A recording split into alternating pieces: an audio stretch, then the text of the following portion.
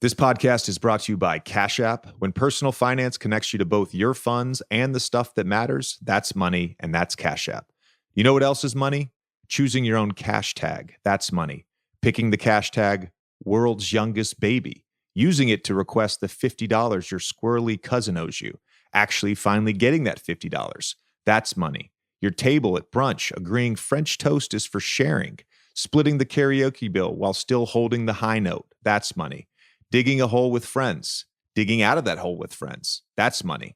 Hearing a wildly good musician on the train home and tipping their cash tag. That's money. Watching a fine pastry float down a river. That's money. Getting a slice of pepperoni pizza from Feeney Pizza. That's money. Getting paid to read a wonderful ad script for my good friends at Cash App. That's money. Sending everyone in the group chat a good night dollar. That's money.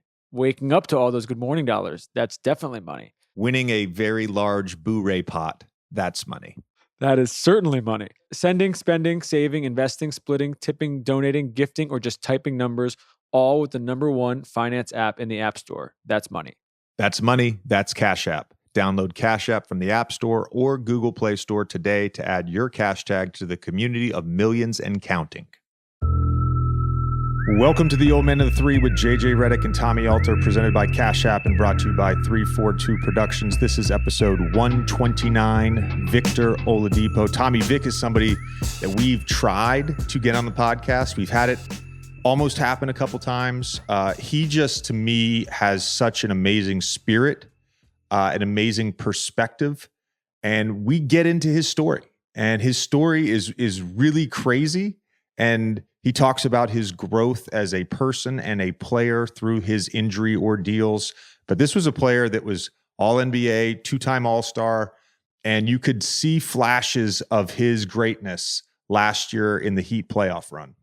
Yeah, we both have known him for a while, and he is, we get into this with the specifics of the injury, but almost similar to Grant in a way. We had a few episodes ago about a guy that's had really, really bad luck physically, and this just happens. It's sports, but his perspective on it right now is really interesting, and he seems to be in a really good place. I think you guys will hear for yourself, and it's a really good conversation. It is a great conversation. Just a couple housekeeping notes.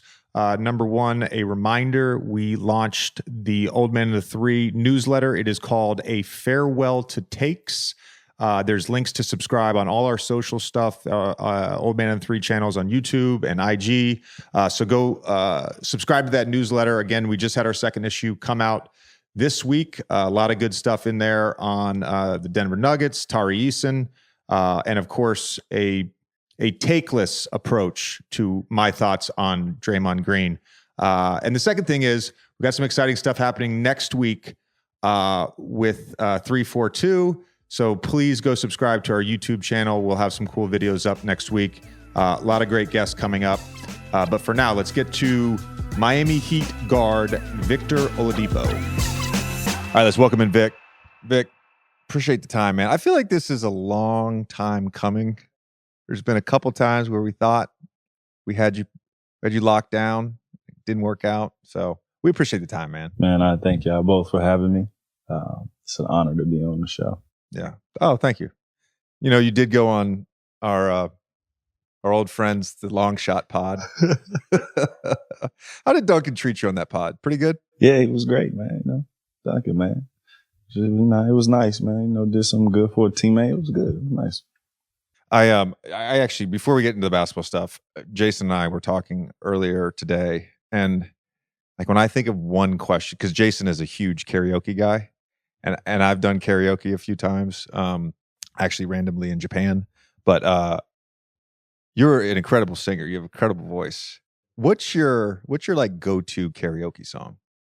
My go-to karaoke song, probably "You Got It Bad" by Usher. Just, I think you put that on, just let it ride. I think I pretty much can run it from start to finish. Don't need for the words on the karaoke screen. How often do you do it? How often do I sing? Karaoke. Oh, karaoke? No, I know how often you sing, but how often do you do karaoke? I sing every day. I haven't done karaoke in a long, long time, actually. The last time I can remember doing it was with Richard Branson on Virgin Voyages, excuse me. the new yacht. How was he? He was excellent. He was excellent. He was excellent with a capital E. You just wanted to invite back on the boat. I get it. You're a sneaky, dangerous person to do karaoke with, because if people, even if they're like your friends, but they don't know how good a voice you have, yeah, it's like it's not fun when you go. It's like a bunch of us go sing, and then you got the one dude who's the professional voice. Yeah, my friends don't ask me to go to karaoke. They know. Do you sing karaoke? Do you ever do karaoke? Oh, almost every week.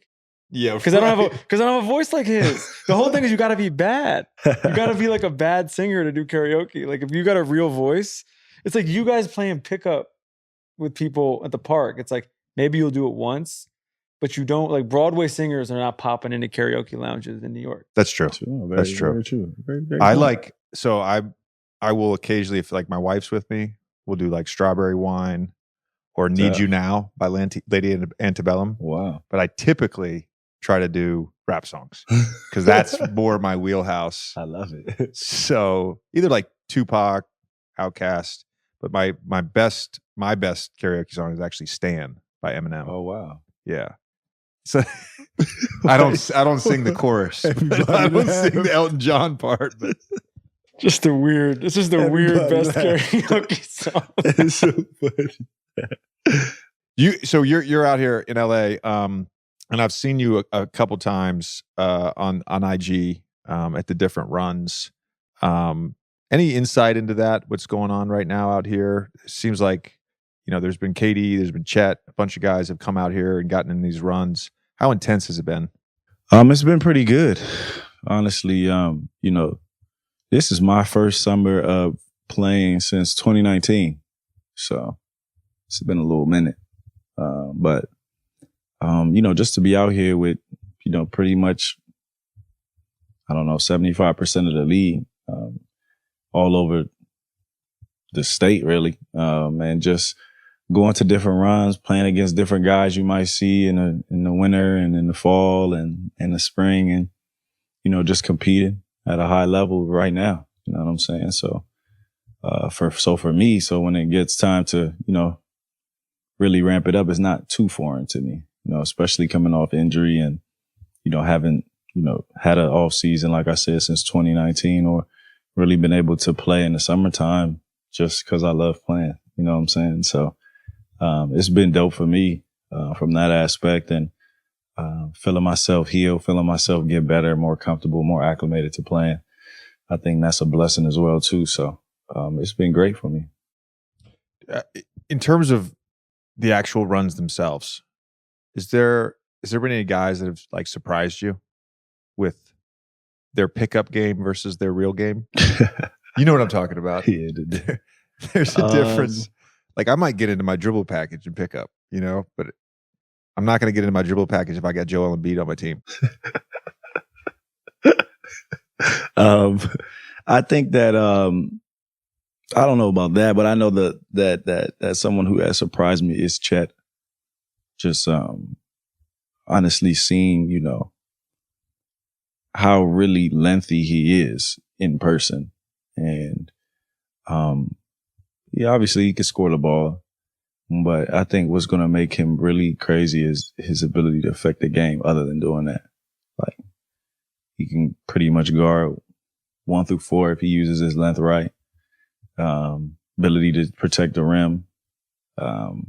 And then obviously how versatile he is. He can pass, dribble at that size. It's pretty impressive. He's young. He's light right now. So we'll see how it works out for him. But he was really impressive to me. You know what I mean? I remember one game he had to guard Joel, and then the next game he had to guard Cav. And he guarded him every possession. Didn't have no problem.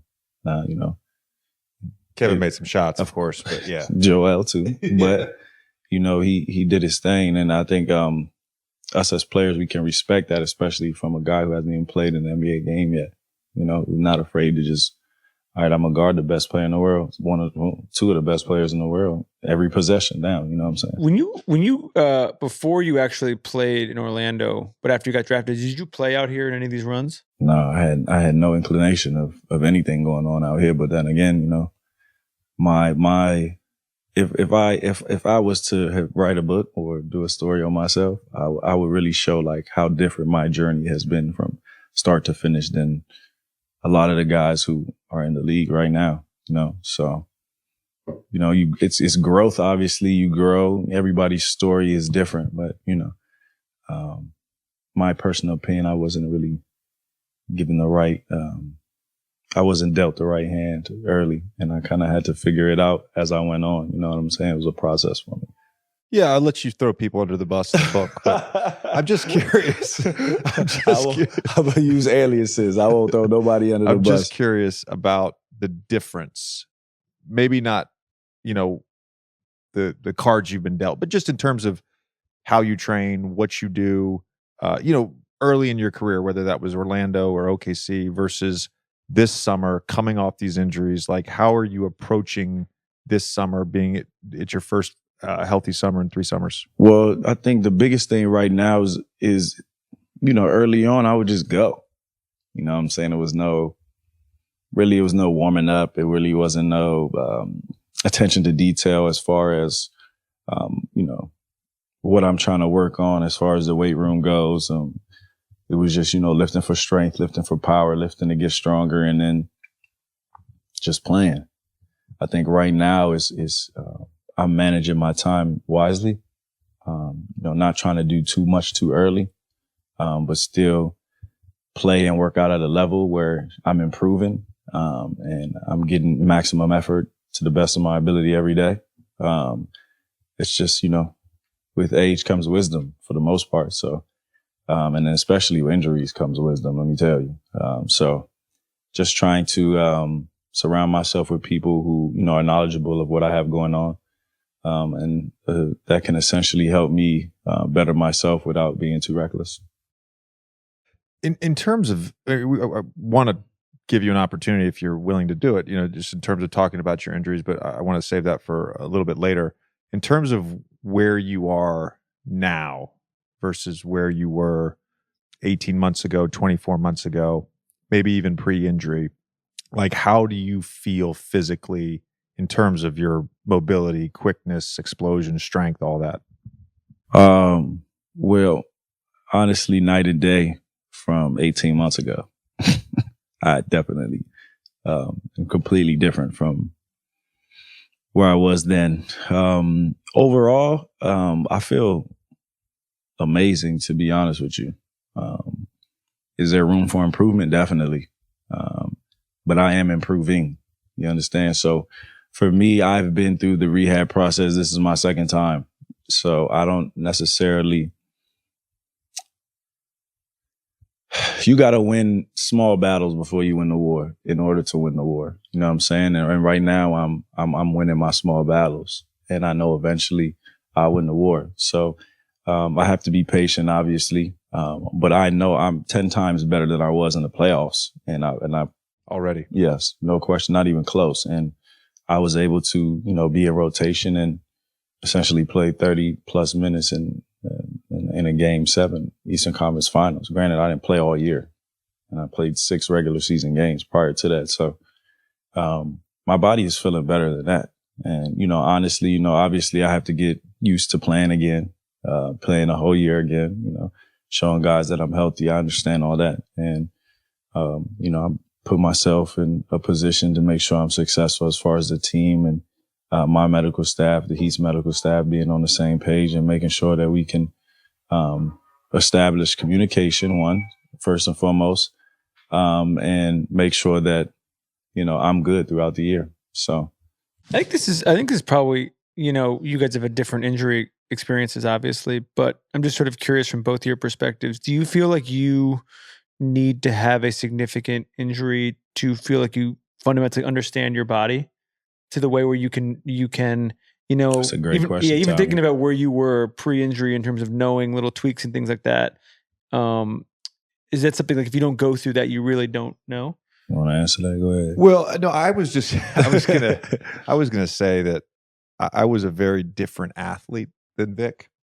So me sort of getting punched in the mouth early in my career, by the end of my second year, I realized like I've got to train differently. I've got to work on all the things that I don't naturally have. And so I became very diligent because of that.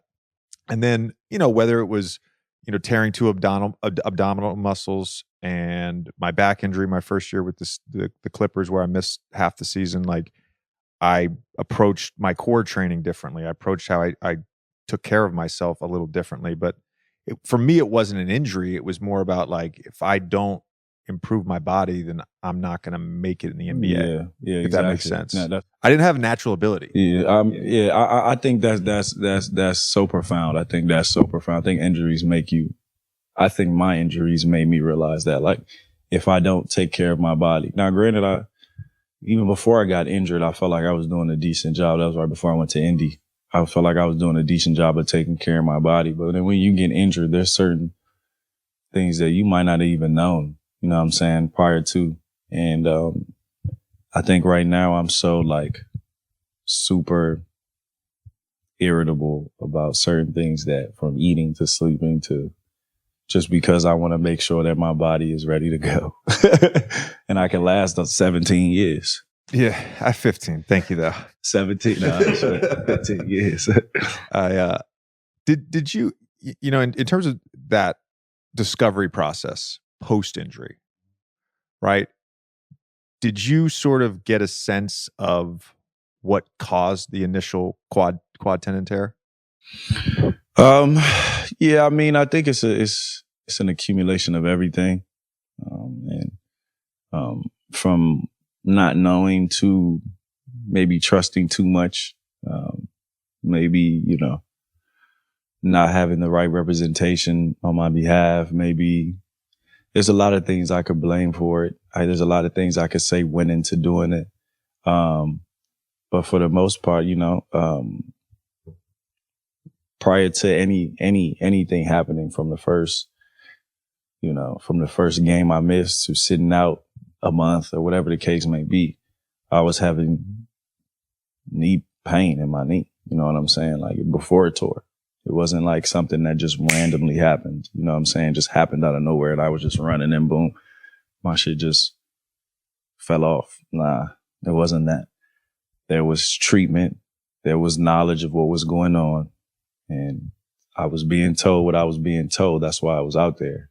You understand? I wasn't just going out there without asking questions. Yeah. And, unfortunately, or maybe even fortunately, who am I to say unfortunately? Maybe even fortunately, what happened. And it gave me a whole new perspective on life. It's one of those things where if you don't know, you don't know. There's no way of knowing. Mm-hmm. Because, whether it is an injury that you haven't had before or whether it is the way you're training. Chris has talked about this with us, a bunch in terms of his training and him continuing to have hamstring problems and feeling and really realizing that he wasn't training properly. And we've talked about, even my injury that attributed to my early retirement or, not getting to 17 years. But like, he had a similar issue and he realized he needed to strengthen his calves. Like it sounds simple, but like, I don't think I did a calf raise, until I had the injury.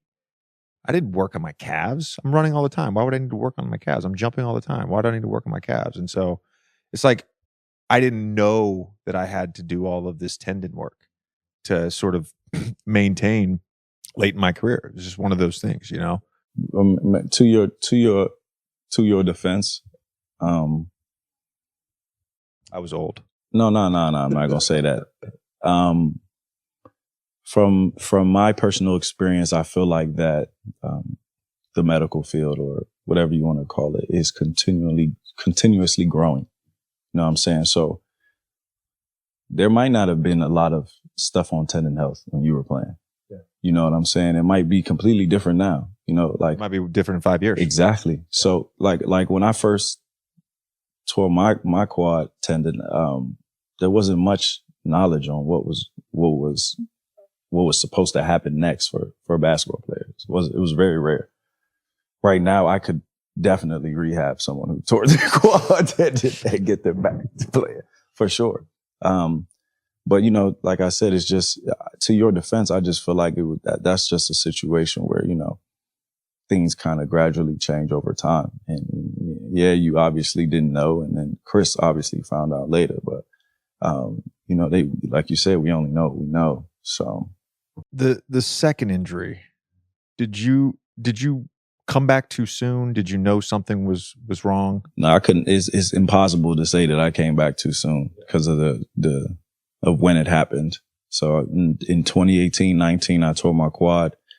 Then I waited a year, came back the following January in 2020. Then in February, COVID hit, and I was working out in my garage for the next probably like 2 months.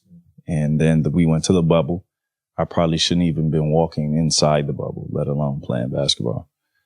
And then after that, I survived. Yeah, I say survived. You were playing with fire? I was playing with fire, in my opinion. Looking at it now, feeling how I feel now compared to what I was feeling in the bubble, I was playing with fire for sure. Then, the off season I had, it was shortened obviously because of COVID. We came back early that year. Then played for Indy. Actually, in the beginning, was playing pretty good. I was one of 3 players averaging 20. Then they traded me. That's a whole different story. But anyway, went to Houston. They traded me. Then ended up in Miami where I wanted to go my whole entire time. But anyway, got to Miami and, I didn't play right away because they were on the road. I went to Miami. I had got sick, stayed there. They came back, played 5 games or so, and that was probably in April or May. And then in the 6th game, probably was my best game in a Miami Heat jersey that year, is when I didn't re-tear my quad. That's not what happened. If I did that, I wouldn't have been able to walk off the court. Right. But I had basically dislocated a ligament on the side of my knee. And it was because my surgery wasn't done correctly. And apparently, after this happened, I was told that it was only a matter of time before I had tore my quad again. So luckily I instead of tearing my quad, it wasn't as traumatic. So the second surgery was basically to repair the first surgery? It was a re-repair. Right. Exactly, yes. Interesting. Do you harbor any regret, bitterness about this part of your life? I don't even know how to harbor that without this. That's just not my you've been around me a few times. When I talk to y'all, I'm pretty much the same way every time. I'm like that with them too, everybody. I don't know how to harbor, being salty, and it wouldn't, my parents would look at me with the upside down nose. It's like, they would be ashamed because of my faith and how I was raised. And if I have faith and I believe in myself, I believe in a higher power, then you understand that his power, his greatness is above everyone else's, no matter what they do to you. So that's why I believe in a revenge tour. That's why I do or say those things, is because, he's going to speak through me and everyone's going to hear. So I truly believe that. Yeah. I think that's certainly the right way to look at it. I got to. It's only one career, one life. Yeah. So, I could look at it the other way and be like, that's not going to help me. That's not going to help me get back to or wherever I want to go to. It's not going to help me having that mentality. It's not how you're wired. It's just not how you are as a person. No. I'm a fighter. Been that my whole life. So you spoke about this a little bit when you went on the Long Shot Pod with Duncan and Davis, but there's the physical toll, obviously, of 2 surgeries and the rehab process, which anyone who has rehabbed a serious injury, not just athletes, but anyone who's rehabbed a serious injury knows that it's a grueling process physically. And to sort of retrain your body, it can be frustrating. And it's not just that process, it's what you're missing. It's that fulfillment and that joy you get from playing, right? The mental toll that those 2.5 years took on you, was that incredibly difficult? No question. It's not even, I don't even know how to sugarcoat that. That was, it definitely the toughest thing I ever had to go through in my entire life, doing it twice. Doing it the first time was, I thought, the worst, and then it only got worse. So, you just imagine this, like, okay, so your whole life you wanted to be in the NBA. Your whole entire life, since you was 4 years old. You get to the league, you get there, and it's not as sweet as what you thought it would be in the beginning. You know what I'm saying? It was cool. It was fun. You were playing your sport, but maybe you thought about it and imagined it a little differently. But you're like, all right, cool. Listen, you be patient. Give it some time. Your third year in the league, you get traded without knowing, on a plane, get traded. Then the following year, you went to an organization that you thought was, they drafted you number 2. You thought they were invested in you. They trade you without telling you. You go to OKC, play 1 year. They trade you without telling you. Then you get to Indy, and it's like, okay, let me take this super seriously and really show everybody that they gotta really stop disrespecting me and just sending me off. Because honestly, when I first got in the league, I just felt like, when they traded you, it was like, oh, they didn't want you. Now players demand trades. You know what I'm saying? Players don't want to play. They'll be like, I don't want to go there. I want to go somewhere else. It's a little different now. It's it's normal to play on multiple teams. You know what I'm saying? It's not, they don't look at you like you're worse. Back then, I thought that was disrespectful. I thought that was like, okay, you're not good enough. That's how I took it. So I'm like, okay. So then I came back to Indy.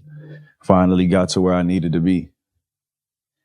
Finally got to the position that I dreamed about my whole life, leading the team, being the guy, help us win, lead us, help us figure out how to win. Gone. So the first year is like, first injury, you're like, okay, all right, I'm going to come back. You got the greatest mentality ever coming back. You waking up. It's hard to take your first step. It's hard to sit down and use the bathroom. But you like, it's a process. Trying to get into a car. I'm telling you, it's hard to sit in a car for more than 30 minutes with your knee bent.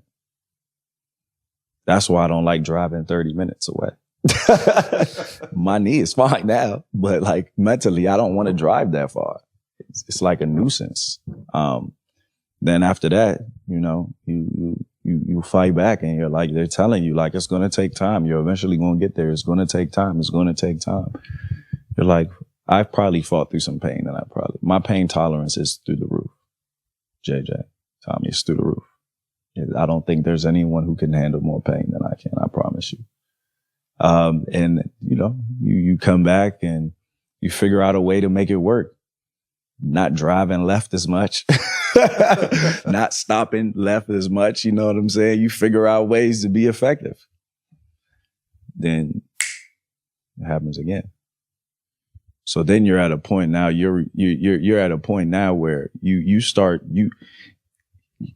growing up even though you don't want to, or you're not even trying to. You're putting yourself in a position now where it's like, okay, somebody got to tell me something right, or I'm going to lose it. And I'm not even like that. That's not my personality. I'm not the person to not be able to control their emotions. I couldn't control them anymore. I got to the teetering point. I was low. Like I was in a really, really dark place. You understand? And it'll take you there when the whole entire time you're thinking is you, but in reality, it's because you was dealt a bad hand. Again. So at this point, it's like, okay, nah. I have to change my whole outlook, my whole approach. Everything has to change. I can't be the innocent, nice. I can't be that guy anymore. You have to take full control of what you got going on. You understand what I'm saying? And it was a point where, I said this in an interview after the Atlanta game. I said, man, I was in a dark room. I was serious when I said that. I was not a joke. I was in a dark room by myself. Right before my birthday, I found out I had to do surgery again. Sitting my 29th birthday, sitting in a dark room, really, really asking myself, like, what is going to happen next? I was so low. I was content. I've saved enough money. I've gotten enough bread from this game and everything else outside the game, I could retire. I could retire and go do something else. I'm talented enough to go make some money doing something else. I was that low. I'm like, okay, if it's that, bro, I mean, I was thinking about every angle. And I just broke down. Just broke down by myself. Wasn't no one in the room but me. And I remember because I was listening to Joe Osteen at the time. His choir was singing. His choir got me. Boom. I was just going down. I was in tears. I wasn't even going to go there. I was crying by myself. I'm like, at that point, you do that you let all that out. And it was like answer after answer after answer. Okay, all right, this is what I need to do. And it just started clicking for me. And a year later, I was able to play in the playoffs after only playing 6 games. Really, what I did last year is it's not normal. Just being real, but it's okay. I mean, I get it. I ain't get 20 every night. I wasn't myself per se, but I would like to see if anyone else could have done what I just did. And by the way, you did have some big games. Towards the end of the season, you had a bunch of big games in the playoffs. Yeah. And you certainly proved that you're still a great player. There was a quote on Twitter that kind of blew up maybe 10 days ago. I can't remember what it was. I didn't realize the quote had been taken out of context. The quote was, Victor Oladipo says, quote, "I am one of the best players in the world," which I don't have a problem with that quote because technically, no all matter 4,500 are. If you're in the NBA, you're one of the best players in the world. Exactly. But the actual question, because I actually read the full article yesterday, the actual question was, what do you hope to prove? And there's a very important word that was not put in the Twitter quote, and that's that I'm one of the best players in the world. And I think as someone who's lived it, right? The dark moments, the down moments, right? The self-doubt, coming out the other side. It's like the self-motivation to not just like return to who you are, or it's like to continue to grow, to continue to get better, to find that like magic where it's this is me, this is who I am. I think as an athlete, not feeling that way, not being able to trust your body. I didn't have a 2.5-year injury. I don't know what that's like. And so I can't imagine how low that must have been. Yeah. It was they'll just get my book, man. It's gonna be watch my movie. Watch my movie. It's gonna be crazy. It's gonna be crazy. I was gonna say, because I don't even know if our audience necessarily knows some of the backstory pre-college, but even if you can tell them a little bit of how you ended up, because we know it, but how you ended up at Indiana in the first place, because I will just say, having known you for a long time, that you've always had that fight. And this is like, you didn't, it wasn't handed to you, your whole life. And then all of a sudden shit just got bad. Yeah, you've always had a version of this. And so it's been helpful, even in this like extreme adversity, having to deal with that. Basketball chose me. I didn't choose basketball. It wasn't like someone told me, here, play basketball. No one in my family plays. Nobody. Not one person. No one down the line. No one. I just fell in love, literally. And then after that, I played. I worked hard, but it just didn't transfer for me. It wasn't like I would work really hard, but when I would get on the court, it wouldn't click. But I was as athletic as hell. I was just they used to call me Tasmanian Devil, because I used to just run as fast as I can. I imagine you were a pretty disruptive defender in high school. That too. I was definitely elite at that for sure. But JJ, to be honest with you, that's how I could stay on the floor. Like in high school, it's funny, we joke about this, but he used to tell me to rebound and outlet to the guard. To the guard is what he would say. And then I ended up being. Would you play like the 4? You play like the 4? Yeah, I played 4, some 5 sometimes. But yeah, our team was so stacked. Our team was so loaded. We had 12 D1 players on our high school team. So I had to play my role, you know what I'm saying, for us to be good. Back to back would be state championships for some team. But we call it WCAC championships, but we won back-to-back my junior and senior year. And I didn't start my junior year in high school. In fact, he came to me and was like, we have 6 starters. How do you feel about not starting? And I told him, I said, do whatever you think is best for the team. And then, the next day I wasn't starting. So, so I guess that's what's bad. And what's crazy? The same thing happened to me in year 3. Year 3. In year Skiles. 3, Skiles. The exact. It was like reliving life. I said, what is going on? Anyway, back to yours. It was wild.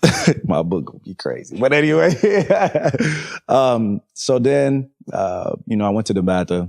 I played freshman as a freshman. My sophomore year, I tried out for varsity, didn't play at all. Then my junior year, didn't start, whatever the case may be. But in my senior year, I started, and was all Met, which is basically like one of the top 15 players in the region, the area, whatever you want to call it. But still going into my senior year, I didn't have any D1 offers because I was a 6'4" format. Duke wasn't recruiting me, definitely not. Not even close. They made a mistake. No, they didn't. So yeah, I was a 6'4" format. Nobody really wanted that, and they didn't really know if I could, change over, like transfer over to being a guard. So December of my senior year, we're playing in one of the schools down by my area, and Coach Crean comes, watch me play, sees me play one time, offers me after the game. I'm like, what? Why would he do that? It was kind of like mind blowing to me. And I was like, all right, cool, whatever. Literally like 3 or 4 months later, I'm from PG County, Maryland, which is a county right outside of DC. And Obama was in presidency at the time. He had a Father's Day dinner. One of 15 people, of course, they asked me to go. So I went, and you had like different father figures in each section. Dwayne Wade was in my section, and Antoine Randall, who later I found out went to Indiana University. So there he was, D-Wade was like, anybody got any questions? I asked him, what you think about Tom Crean? He responded, he's the reason why I am the man I am today. Went on my visit, committed. Played AAU one more, because when you in high school, 17 and under is right after your last year in high school. So I was playing with that commitment. And then after that year was over, I got Notre Dame asking, Florida. I was like, nah, I'm not going. I'm going there. So I ended up going there. My first year was good. It was cool. We won 5 games the year before. My freshman year, I think we won maybe 12. It was different. It was tough. It was tough. We didn't even make it to the NIT. And then my sophomore year, we just felt like we needed a big. And then Coach Crean, he recruited Cody, and that's when Cody came to Indy. And then that's when December 10th came. We beat Kentucky at the buzzer. That's all she wrote from there. At that point, we was rocking. You know what I mean? It was like, okay, now we got some buzz. So I remember this story is I'm gonna add this story on. So my freshman year, the first thing I did when I first got on campus was I went to the gym. I worked out. So after the work, I'm by myself, and I don't know if you guys know this. His name's David Spahn. He's an agent, was a CA right now, one of the best actually. And he walks in the gym because he's an intern trying to figure out a way to work on the basketball team. He walks in the gym. He says, "Have you seen Coach Crean?" I said, "I don't know if he's here at these hours." It's like, "You Victor Oladipo, right?" I was like, "Yeah." So we started talking, telling him, talking to him. So he said, "So what you think about, the team and everything?" I said, "I don't know, but I'm gonna play 3 years. I'm going. 3 years max is what I'm doing here, and I'm going to the league." I never forget Dave goes, right? He goes, "You got to work pretty hard if you want to do that." I said, I don't shy away from work. I remember 2 weeks later, after my first college practice, Verdell Jones destroys me. Whew, I start crying after practice. I said, "Oh man." Seth Cooper comes up to me, what's wrong? I got a long way to go. That's what I said, JJ, to that man. I know that man was like, this dude is crazy. After the first practice, you upset? I'm like, yeah, man, I'm trying to destroy all of Rip, but I couldn't. You know what I mean? I didn't have the skills. I didn't have the skill set that Verdell did. I didn't have the strength either. But I remember going into my junior year, my last year, remember I said 3 years and I'm gone.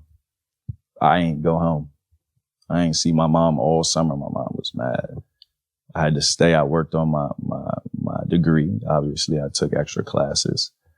I just came back and had a monstrous year.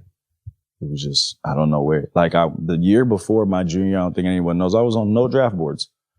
I wasn't even second round. I'd never heard of you. Exactly. And then I ended up being the number 2 pick in the draft. What's wild is I'd never heard of you, and then they basically decided they wanted to tank so they could draft you. What I find remarkable about all of this, and I love the backstory. We've had a number of these guys on. Fred VanVleet's a great example of this. Like nobody really recruited Fred in high school. You know, shit, D Wade was barely a top 100 player. Yeah, no, he was a prop 48. Facts. You know, and obviously he turned out to be Hall of Fame. But you know, what do you think it is about guys that are overlooked early?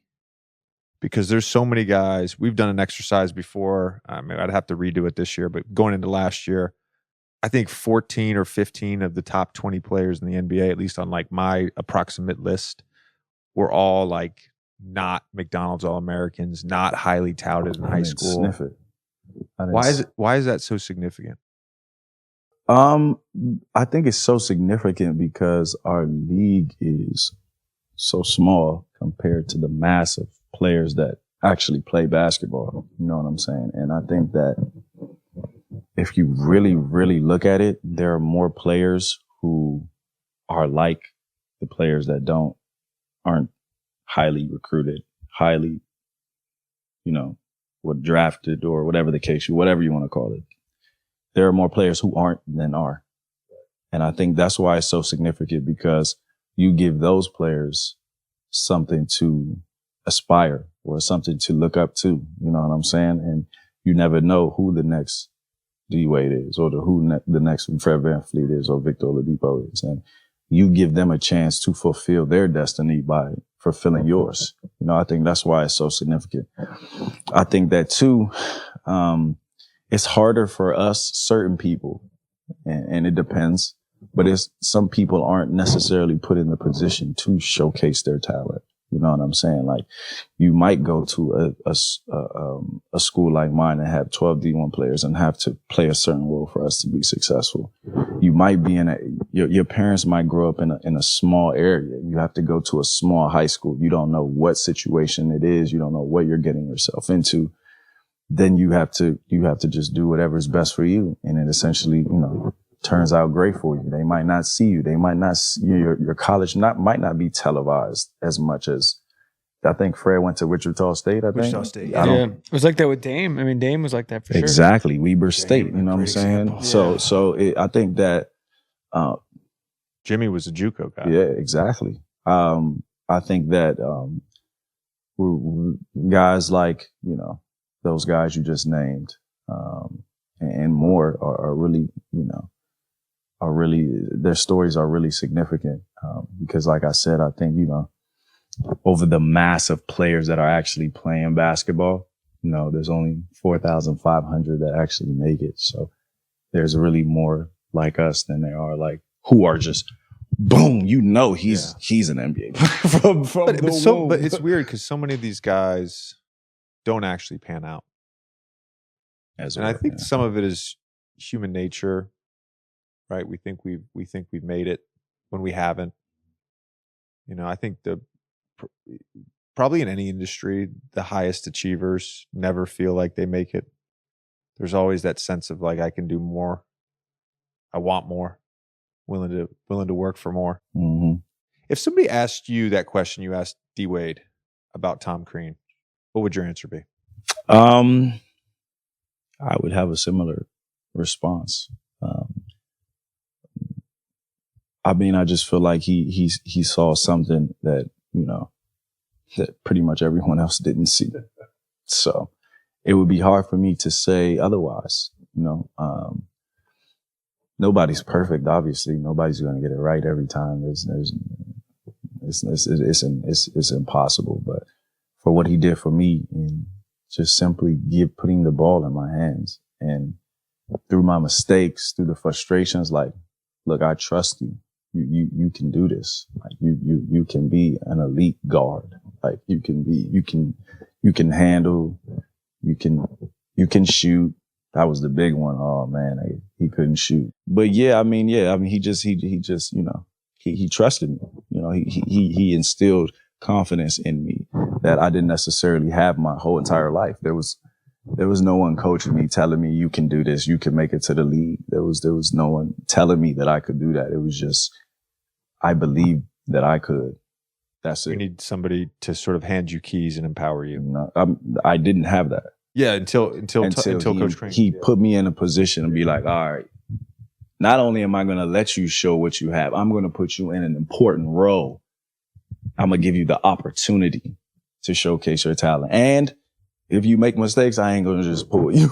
You know what I'm saying? I'm going to work with you through your mistakes. You understand? And I wasn't given that until my sophomore year in college. So, or freshman, sophomore year in college. So it took me time to figure that piece out. You alluded to this a little bit earlier, but I'm curious on the motivation factor. We were talking with DeMar about this earlier today, and not to spend too much time talking about him, but a couple teams when he was a free agent last summer offered him the minimum, or one team offered him the minimum, but there was a level of disrespect that he got that he said is going to basically fuel him for the rest of his career with everything that he's already accomplished and everything like that. So after you get to the NBA, after you're the second overall pick, after you've already gone through all of this, you have these pre-injury, you have these experiences in Orlando and then also in OKC with the trades and everything like that. Do you think that fuel was something pre-injury, you were just dominant in Indy? I mean, everything, we don't need to go through it. Everything speaks for itself about what you were doing there. Do you feel like that was more like I'm actually getting a chance to shine, or more like, no, I'm actually going to prove like these motherfuckers? Like, I think it's a little bit of both. I think both parts equally. It was equally yoked. I think both were very important in my growth. I think that, in Orlando, I didn't play in one playoff series, not one. And then when I went to OKC, it was kind of like high level basketball, just go. And it was like my first dose of like, I remember the third game of the year, we playing OKC, Kevin them in Golden State that was my first ever game on ESPN, I think. And I was like, Beyonce, Jay-Z sitting front row. I mean, I'm 24. I'm like, oh, this is what I thought it was going to be like. I'm like, oh, wow, this is crazy. Like it was super, super high level, super, super high level. And, to say I was prepared, I would be lying to myself. I would be lying to myself. But, and then my first playoff series was against Houston that year. We played Houston, James and them. We lost 4-1 in the series. And I was terrible. My first playoff series, I was terrible. You know what I'm saying? It was bad, and maybe I was being hard on myself, but, I always, who doesn't think, who wants themselves to be, better than what anyone else thinks they can be. And that's how I was at it. After that series, I remember making a promise to myself. I don't care if I'm on China. I'm going to get after it. I'm going to change my whole demeanor, my whole body. I'm taking this off season very, very seriously. And that was my first time working out in Miami. I left. It was my first 3 years I was working out back home. I left. I went to Miami and kind of like separated myself. And, that's when everything changed for me. And then going to Indy, the whole situation with Paul was going on, and, they kind of entrusted me and gave me that role. Like, we want you to be the guy. We want you to be that guy. They want you to be that guy. And it's a different feeling when you're in that position. Like, And guys are like, and they're giving you they're giving you that trust. They're giving you that opportunity to be what you always, granted, I can't discredit what I did. You know what I'm saying? Like, they could have gave me that role and it could have failed miserably. You know what I'm saying? But I was able to, you know, somewhat help us be successful. And, you know, that year I missed 8 games. We were 0-8 in the games I didn't play in. So we didn't win a game. So it was cool, you know, to be in that role and be in that position. And, you know, it kind of flipped the whole narrative, the whole it's yours kind of flipped. But, you know, it's a business. So they can't take it personal. It's life. That year you spent in OKC, that was a very unique year. Super. Because Kevin had just left and gone to the Warriors. Russ had his first of many triple-double seasons, won the MVP. What did you see in terms of his day-to-day mentality and approach that season? Dude, he doesn't care. And when I say like he doesn't care, I don't mean like disrespectfully. He's in constant competition mode. He's going at you. He'll come 10,000 times. He'll come once, it don't work, he coming again. He coming again. It's not something where it's just, it didn't work the first time, so I'm a little discouraged. Nah, he coming every time he coming. And in my mind, I'm like, I got that same gear. Like, I can keep coming. I don't have to stop, you know? And, you know, when I got to Indy, it was just like, I'm going to stay in that gear. I'm going to come every time. I really don't care. I don't care if it's like, I remember when I first got there and I think they was like, we know this is an important year for you. And I'm like, yeah, I'm going. I'm not going to stop. I'm going. And they were like, oh yeah, it's better for us to slow you down and try to speed you up. I'm like, okay, all right. I'm just letting y'all know. So we played you guys early. Yeah, I used to hate guarding you, by the way. We played you guys early. Not to bring up a great moment from my career, but it does have to do with you. Well, I was watching that game on the plane the other day too. Go ahead, continue. It was like, what is it? Probably 6th game of the season. 5th yeah, or 6th game. You had like 40. I don't know if I had 40. It was close to 40. But we played you guys early in the year, 5th or 6th game in Philly. It was actually probably my first big game in Philly. Where I had over 30. I think I had 31. I didn't have 40. But I did have 23 in the second half. But you also had 31. And I had to guard you some. I'm not gonna lie. I had to guard you some. I think Cov got some chances at you. I think Ben got some chances. I think we all got a little taste of your talent. And I'll be honest with you. I always knew you had talent. I did not know you were that good. That was the first time, and it was early in that season where I was like, fuck, Victor Oladipo can hoop, man. Like, not just like, oh, he's a good player. No, he's like, no, that motherfucker's elite. Elite. It was eye-opening for me. Yeah. It's funny, I was literally watching that game because I got all my games from my rookie year till now on the iPad. And I'm watching all of them from beginning till now.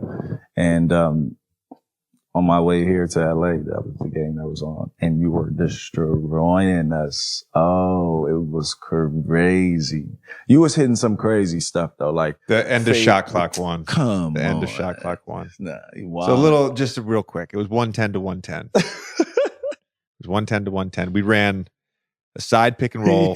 Nate, for whatever reason, was still on that tag from the strong side in a single side pick and roll every time. Instead of either icing or going under with Ben. All the way in. You got to be able to do Ben both. kicked it out to me. I hit a 3. You actually might have got a piece of the ball. I think you might have tipped that first one. Then the next possession is 113, 110. The next possession, it's a loose ball. I sprint across the court to take a DHO from Joel, and Miles switches on to me, and there's like 3 seconds on the shot clock. And I heaved one up, falling out of bounds. I didn't even shoot my normal shot. It was crazy. And then the next possession, we ran the same strong side pick and roll, and you fucking tagged again. I had to. And guess what? They can't be upset. I'm doing exactly what y'all told me to do. Right.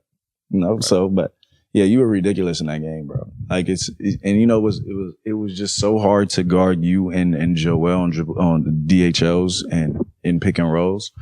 It was, well, you got to pick your poison. It was really hard. It was hard for me. I in the game, I remember, dog, this is very difficult. Like I'm not trying. I can't go under this man's screen. He's going to hit it. If I go over, he's going to hit it. So what do you want me to do? I remember coming to the bench saying, so what are we going to do? Like, what do you want us to do?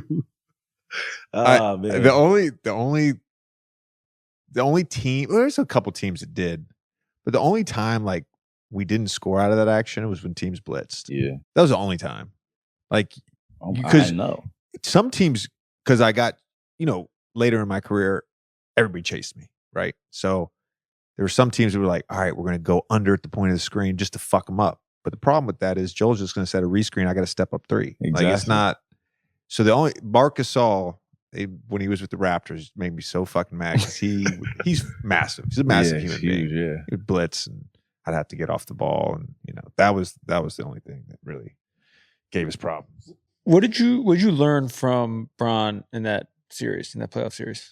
That experience is very important in winning, and might be more important, if not just as important as talent. Having talent, you can just tell like he knew exactly what he needed to do every game. Because really, he was, I think that playoff series, he averaged 45, I think. And he knew which games he needed to do more in. Like game one, early on, we came out, I think we surprised everybody in winning the way we won game one on the road in Cleveland. In game two, he went on a 15-0 run to start the game by himself. And he understood what was needed of him. But I think the most important part is when it was needed. You know what I'm saying? And I think that just goes with experience and who he is, obviously. I mean, he's not normal. I mean, he's just not, Didn't he have, was it game 5 where he was tied at the end, he blocked the shot and then hit the buzzer beater? You mean he goaltended? Yeah, that was on me. That's why I'm saying he goaltended. I mean, it's technically reviewed. It's a goaltend, but to be honest, to be frank, like in the split second, it would be tough to really, unless it's blatant. I don't know what they was looking at. I don't know. Did they have the review? Yeah, of course. They did back then? Yeah. That was only that was 2017, 18. Yeah. They had the replay show. It was a goaltend. But it is what it is. It's a split second. Like it would have been tough to see. You know what I'm saying? Yeah. In Cleveland, game 5, and then he comes down and he hits the 3. I remember hitting the 3. I just walked off like this. And I remember if we lost, we went to Indy. Next game, if we lost, we done. We'd be done by like 40 in Indy in game 6. I had a triple double, and then in game 7. I have never now the game 7 recently in the Eastern Conference Finals. That was one of the few big games that I've been in, or the many big games that I've been in. That game 7 on the road in Cleveland, it was because the one in the Eastern Conference Finals was at home in Miami. That was really impressive from the atmosphere and everyone being on my side. Now, that game 7 against LeBron being on the road and everybody is not.